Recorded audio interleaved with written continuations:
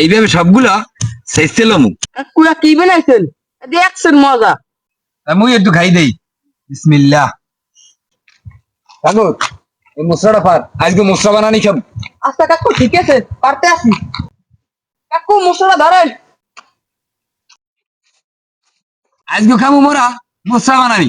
মশলা বানানোর পান্নে মোরা প্রথম মশলাগুলারে ছিলে লমু।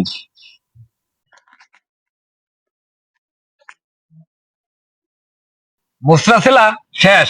এখন এই মশলার ফুলের মধ্যে একটা আঁশ আছে, এই আঁশটা মোরা বাইর করে এলাম। এই মশলার মধ্যে সুন্দর একটা আতি আছে, খাইতে কিন্তু খুব মজা। এই দেখেন জিনিসটা কত সুন্দর নরম। মগো মশলা ছেলা শেষ। এখন মোরা এইটা 5 মিনিট পানিতে ভিজেই রাখবো। পানিতে ভিজেই রাখলে এইটার যে কষ আছে সব কষ বাইরেই যাইবে। ভিজেন না শেষ। এখন মোরা ফুলগুলা পাড়ায় ছেঁচছিলাম। এইভাবে সবগুলা ছেঁচছিলাম। শেষা শেষ। এখন সুন্দর করিয়া বাইটেলাম। বাড়া শেষ। এখন মোরা সবকিছু দিয়া বাইক কেলম।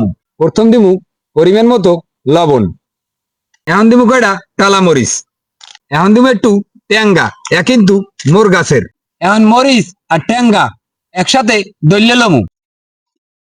কাকু আইছি। আমি কি মশলা বানানো হয়েছে?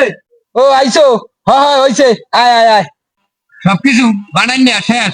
এখন মগো খাওয়ার পালা। সাগর বিসমিল্লাহ কই খাইয়ে দেখতো কেমন হইছে। বিসমিল্লাহ। কাকুরা কি বানাইছেন? দেখছেন মজা। খালি মজার মজা কাকু। হুম।